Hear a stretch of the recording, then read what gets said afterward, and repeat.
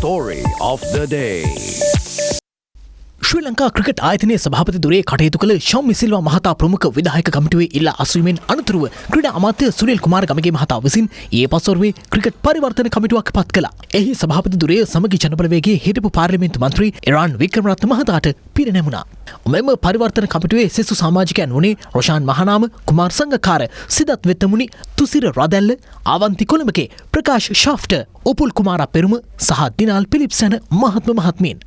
එම පරිවර්තන කමිටුව අද දිනේදී ශ්‍රී ලංකා ක්‍රිකට් ආයතනයේදී සිදුරයන්හි වැඩභාර ගනු ලැබුවා.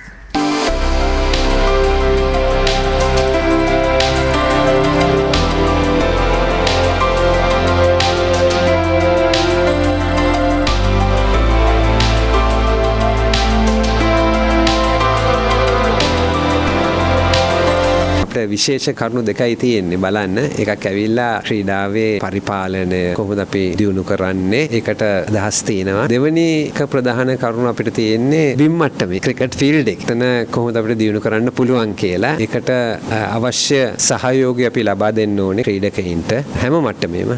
පාසලේ ඉඳලා කාන්තා ක්‍රිකට් කණ්ඩායම අතට ගොඩනගා ගන්න ඕනේ. ඒ වගේම අපිට අපේ දිස්ත්‍රික්කවලයි අපේ ක්ලබ්ස් වලයි ක්‍රීඩාව දියුණු කරන්න සම්පූර්ණ සහයෝගය දෙන්න ඕනේ. ඒක කරන්න තමයි අපිව කෙටි කාලයකට පරිවර්තන කොමිටුවක් හැටියට පත් කරලා තියෙන්නේ. දැන් ඉරාන් කියන පුද්ගලයා ජනතාව දන්නිත දේශපාලඥයෙක් හැටියට ඔබ දේශපාලනයෙන් ඉවත් වෙලාද දැන්? ඔව් මම හිටපු මන්ත්‍රී කෙනෙක්, කැමති කෙනෙක්. හිටපු කියන එක කියලා කියන්න ඕනේ. අපි මෙතනට පැමිණලා තියෙන්නේ දේශපාලනයක් කරන්න නෙමෙයි. මේකට පරිවර්තනීය කමිටුව කියලා කියන්නේ. ඇයි එහෙම හඳුන්වන්නේ? ව්‍යවස්ථාවේ ඉඳලම බිම් මට්ටමටම යනකම් හුඟක් දේවල් වෙනස් කරන්න සිදු වෙනවා. ඒකයි හිතන්නේ පරිවර්තනය කියන වචනය පාවිච්චි කරලා තියෙන්නේ. ක්‍රිකට් පරිවර්තන කමිටුවේ සභාපති ලෙස පත් කෙරුණු හිටපු පාර්ලිමේන්තු මන්ත්‍රී ඉරාන් වික්‍රමරත්න මහතා ඊයේ සමග ජනබලවේගයේ කෘත්‍යාධිකාරී මණ්ඩලයෙන් සහ පක්ෂ කළමනාකරණ කමිටුවෙන්ද ඉල්ලා අස්වීමට තීරණය කළා. කෙසේ වෙතත් ඊට අදාළ ඉල්ලා අස්වීමේ ලිපියට පිළිතුරු ලිපියක් යොමු කරමින් සමග ජනබලවේගයේ මහලේකම් පාර්ලිමේන්තු මන්ත්‍රී රංජිත් මද්දෝ බණ්ඩාර මහතා සඳහන් කළේ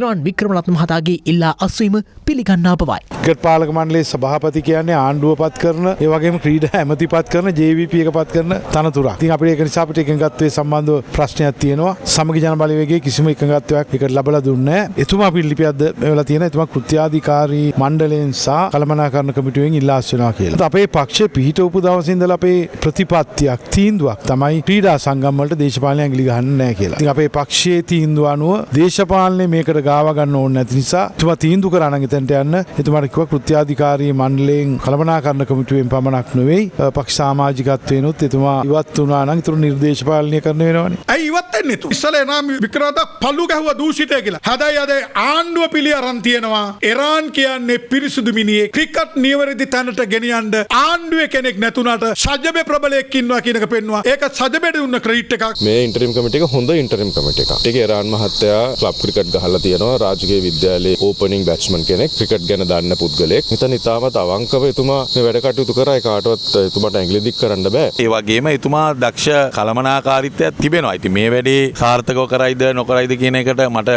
දැම්ම පේන කියන්න බෑ. නමුත් දක්ෂතාවයක් තියෙන පුද්ගලයෙක් කියන මම දන්නවා. ඔහුගේ දේශපාලනය මේකට අදාළ වෙන්නේ නැහැ. ඔහු ඒ දේශපාලන තනතුරෙන් ඉවත් වෙලා ඇවිල්ලා තියෙනවා. ඉතින් ඒකෙන් පේනවා අපි දේශපාලන පක්ෂපාතීත්වයක් නැහැ. Tamanට පක්ෂපාතී අය විතරක් නෙමෙයි දක්ෂයෙක් ඉන්නවනම්, අත්දැකීම් තියෙන කෙනෙක් ඉන්නවනම්, කැප වෙන්න කැමති කෙනෙක් ඉන්නවනම් ඒ අයට අපි තනතුරු දෙන්න කිසිම ආකාරයකින් පැකිලෙන්නේ නැහැ. සජිත්ගේ මොලකාරයෙකුට, සජිත්ගේ වැඩේකට තමයි අන්තිමේදී කතා කරන්න සිද්ධ වුණේ. හැබැයි ඉතින් ඉරාන් වික්‍රමරත්න මහත්මයාට කරගන්න බැරි වුණාම ඒක සජබේ account එකෙන් යවන්න එපා කියන එක මම මහ ජනතාවටත් ආණ්ඩුවටත් කියනවා. මේ අතර ඊයේ පසුරුවේ සිංහදජ රැගෙන පිරිසක් ශ්‍රී ලංකා ක්‍රිකට් ආයතනයේ ඉදිරිපිට විරෝධතාවක නිරත වෙමින් පැවසුවේ ශම්මි සිල්වා මහතා පිටව ගියද තවත් බිල්ලන් ක්‍රිකට් ආයතනය තුල සිටින බවයි. ශම්මි ගියාට බිල්ලෝ මේකේ ඉන්න පුළුවන්. ඒ බිල්ලන්ට අපි කියනවා ඔයාලත් අයින් වෙලා යන්න. නැත්තම් ඔය බිල්ලෝ ටිකටත් වෙන්නේ ඔය ශම්මි ගියා වගේ පිටිපස්ස දොරෙන් යන්න.